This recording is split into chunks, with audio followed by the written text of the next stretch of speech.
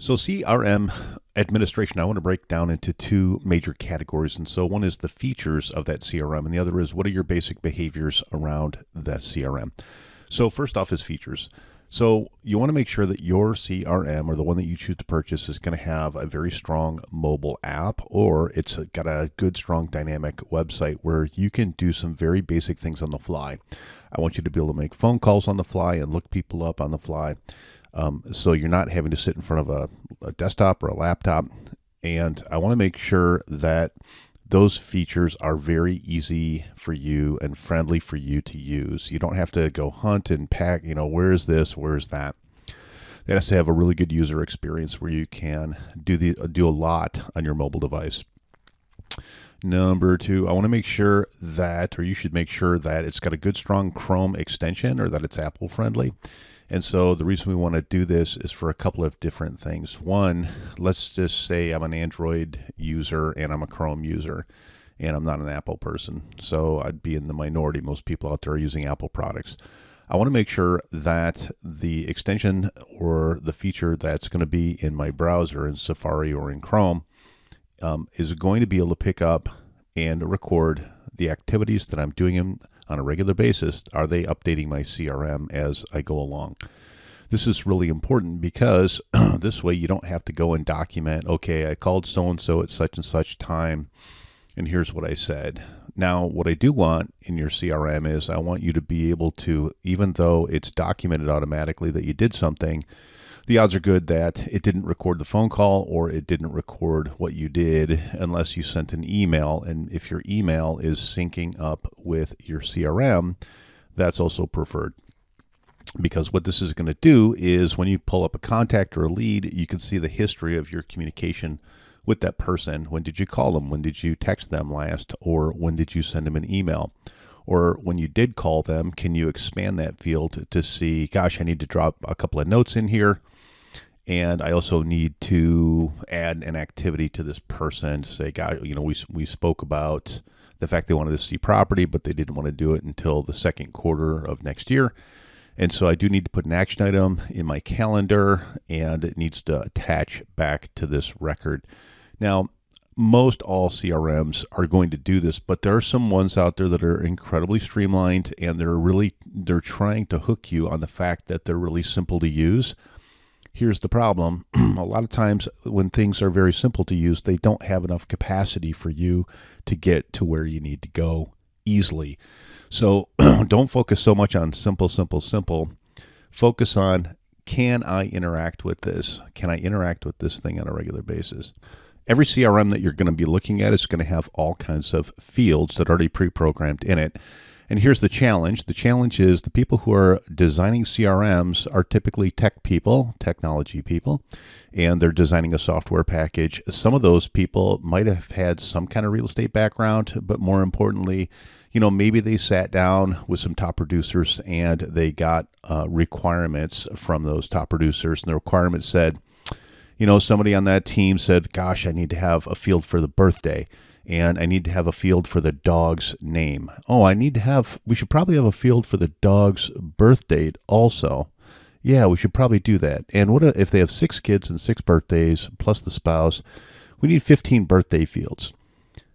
Now, is this realistic? As someone who's running their own pipeline, are you really going to track all these data points? And how are you going to get them? Are you going to sit that person down and interrogate them? What's your dog's birthday? I don't know. Wrong answer. So I recommend that your CRM is dynamic enough from an administrative standpoint that you can add fields or rename fields if possible. This is a slightly more sophisticated thing to learn how to do as a CRM administrator, but I can help you through it. It's really not that complicated. You have to ask yourself, what are the things I'm really going to keep track of? What are the things I really should keep track of? I do think you should probably keep a birthday field in there. Birthday is not going to be appropriate for everybody in your CRM. You're not sending a birthday card out to everybody. I do think that you should probably have an address field because you should mail things to people periodically, snail mail or FedEx, and it would be really convenient if you could print labels right out of your CRM. I think that's a really incredible feature. Another big feature that I'm always taking a look at in CRM methodology before I recommend one or use one has to do with how emails are delivered out of your CRM system. And so if you're working in a contact record or if you're working in a lead record and you see an email address and it's highlighted in blue and it's underlined, it indicates that there's a hyperlink there. When you click on it, what happens? Does it take you out to your email server, your Outlook, your Gmail, or does it open an email editor right there inside the CRM environment? Here's why this is kind of important. When you go ahead and send it, if it's coming directly out of your CRM, then in the sending code, there's a lot of additional characters that are in there that might get picked off as spam.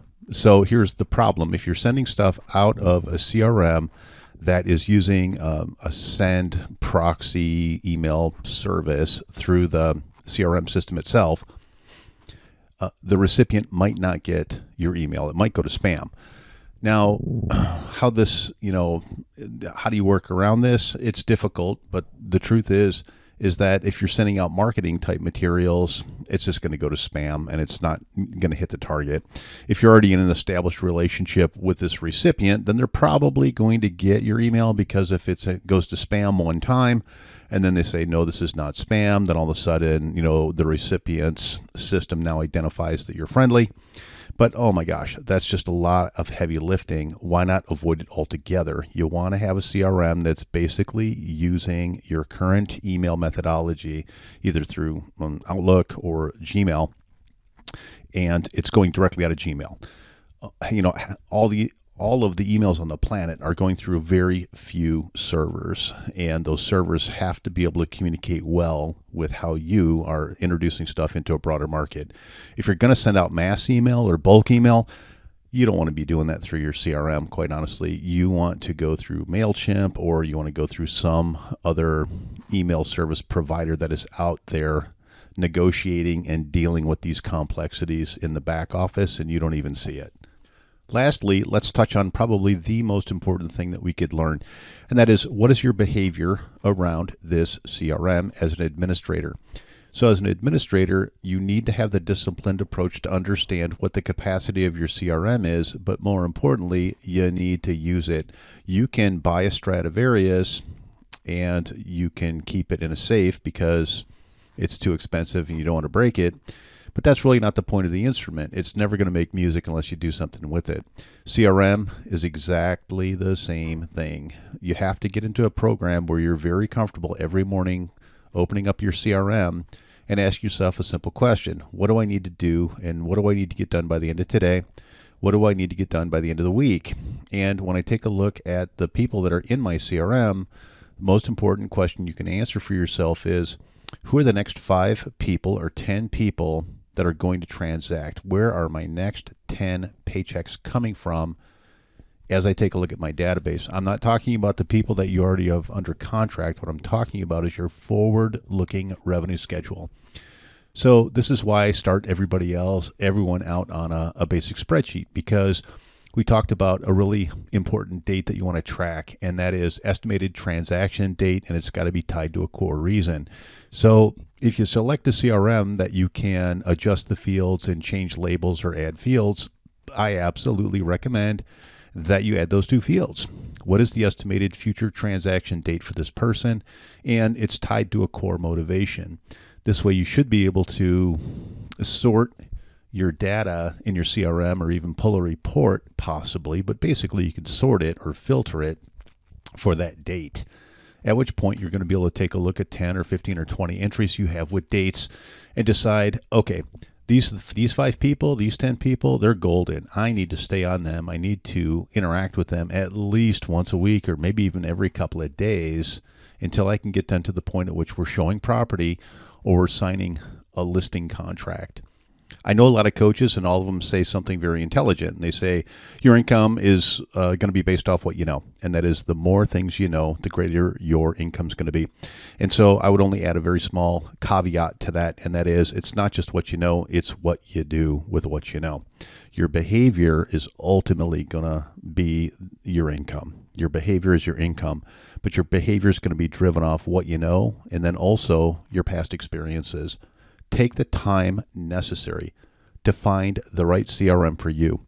And the right CRM for you is one that you're going to use consistently and regularly, and it's going to be able to expand and grow as you expand and grow your business.